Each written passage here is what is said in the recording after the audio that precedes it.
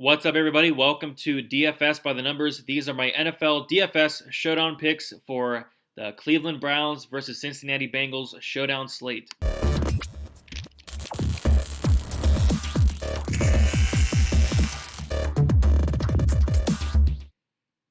What's up, guys? Welcome back to another NFL DFS picks video. This time we are breaking down the Cincinnati Bengals versus Cleveland Browns showdown slate here. I do want to apologize. My new mic is coming in on Friday, so this audio might sound a little bit different. I'm using my computer audio better than my mic that scratches nonstop, so that microphone will be in by Friday.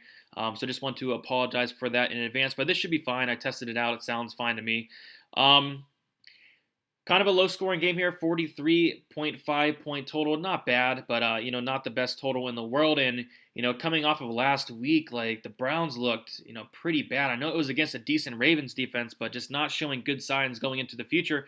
And the Browns are 6-point favorites here. The Browns are 6-point favorites, which kind of surprises me here, but should be a fun showdown slate. I'm going to break it down for you guys before we get started. If you guys can leave a like, subscribe if you have not yet, would really appreciate that a ton. But with that said, we're going to start here. We're going to start up top with Joe Burrow at quarterback, 10,800. Last week, 36 attempts, 23 completions. He did run in a touchdown as well. He had 17.32 fantasy points. I'll be honest, I'm not overly interested in the quarterbacks this week, but this is a showdown slate, so we probably have to play at least one. I think Burrow is a fine option, has a bunch of weapons. So Burrow's probably where I'm going to go in quarterback. I think Mayfield's okay as well. He just looked not so great last week. But like I said, if this was not a showdown slate, I'm not picking either of these quarterbacks in my lineups. But since it is showdown, quarterbacks are very important. So probably going to have Burrow in my lineup or a Mayfield. Don't know if I want to play on both because I do like some of the guys below him. And they're also less expensive as well. And then Mayfield, 10,200. He had 10.86 fantasy points last week, 39 attempts, which the volume was there, just 21 completions, just did not look good. Had an interception as well, 2 rushing attempts for 3 yards. It's tough. I think he'll bounce back. This is a much better matchup against the Ravens. I think some people will kind of be off of him as well. I guess it's kind of intrigues me there, but he just did not look good. But a much different matchup here at the Bengals. So I will have some Mayfield. I do like pairing him up with guys like Odell Beckham Jr. I don't know if Landry's going to play. We'll talk about that in a little bit. But other weapons for the Browns, all the weapons are there. You'd think this team would be semi-decent with all the talent they have, but they just can't put it together yet. Maybe this week is the week. I do like the matchup, so I will have some Baker Mayfield, but not overly excited in playing it. But I do think he's in play on this showdown slate. Joe Mixon, 8,600. Only 7.1 fantasy points last game. 2 targets, 1 reception. I thought he would have a little bit more receptions than that. Only 69 yards. He did have 19 attempts, though. I do see him doing, bouncing back this week. I mean, don't see him getting 7.1 fantasy points again. He's 8,600. Not a bad price there for Mixon. I do like that quite a bit, but, kind of concerning performance last week, but I do think he'll bounce back. I don't see that being the norm for Mixon this year at all. Odell Beckham Jr., a lot of stuff going around. I hear that, he might want to get traded. He might want to get out of Cleveland. Lots of rumors, going around with Odell Beckham Jr. 5 fantasy points last game. 10 targets, though, so the volume's there. It's just he can't really seem to put it together. 8,200, someone very talented in Odell. If he comes in here and he shows up, he's going to have a fantastic game. So I will have some Odell. And Mayfield stacks. It's just very concerning week 1, but much better matchup. We got to think about that too. We can't, look at the recency bias of last week. This is a much better matchup. So Beckham Jr. is someone I'm looking at for the upside, especially if Landry doesn't play.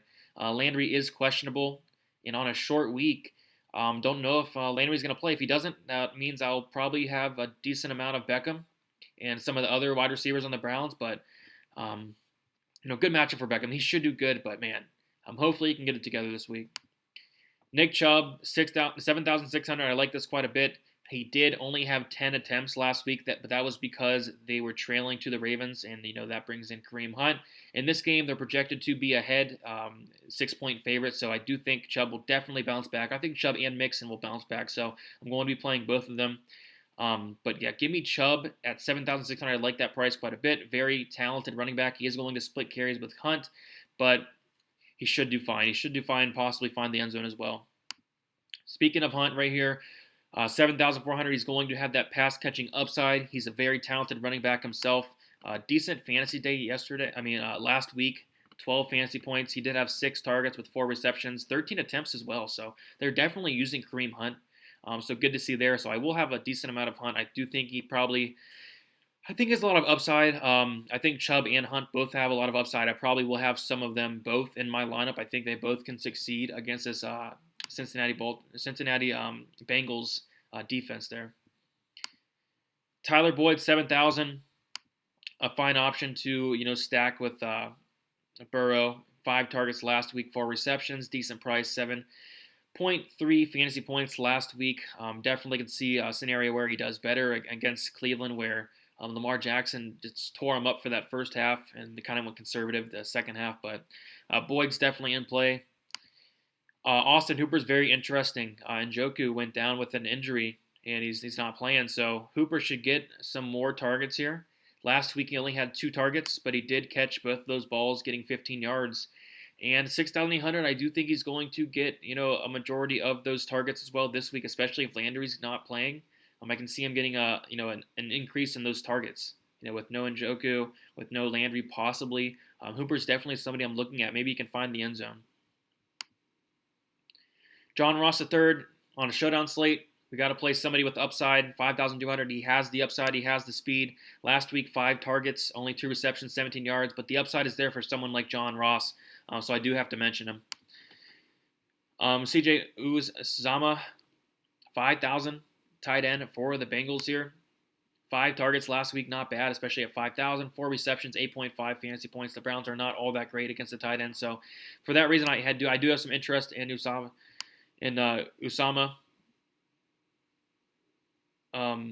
But not overly excited to play it, but I do think it's like a cheapish, decent option.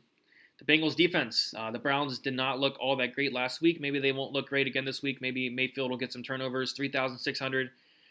Not overly confident in it, but if the Browns are like really not that great this year, but I do think the Browns will bounce back. But Bengals 3,600 is a little bit intriguing because maybe Mayfield does throw a couple picks. Giovanni Bernard, 3,000 is another very interesting play because he has that pass-catching upside at 3,000. He had 5 targets last week with 4 receptions, 21 receiving yards. I like it. I like it at 3,000. He needs like a couple catches to hit value, a couple catches, maybe like 30, 60 yards, 30, 50 yards, somewhere around there sounds reasonable in the passing game. Maybe a touchdown for Bernard as well. And if that happens, decent chance he breaks the slate. 28 yards combined last week. I can see him, getting a little bit more than that this week against this Browns defense. So Bernard's somebody I'm definitely looking at that cheap price. And if Landry doesn't play, RASHARD Higgins at 1,800 is a solid play as well. Last week he only had 1 target with 1 reception for 9 yards.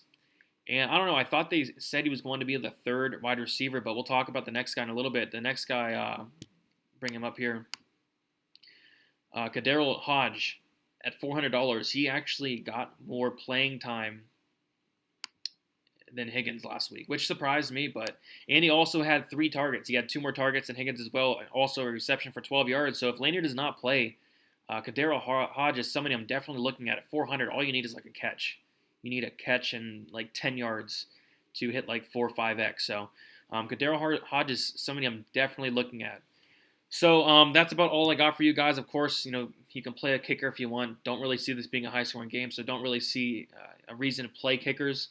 Not all that in love with the defense. Maybe the Bengals defense if the Browns are really, not all that great this year, but I do expect them to come back. But mostly I'm going to be targeting those skill players. The running backs for the Browns, I really like this slate here. I really like some of these cheaper guys like Hodge at 400. If Landry does not play. But even if Landry plays, he had a reception last week, so Hodge could be interesting as like a very cheap punt play.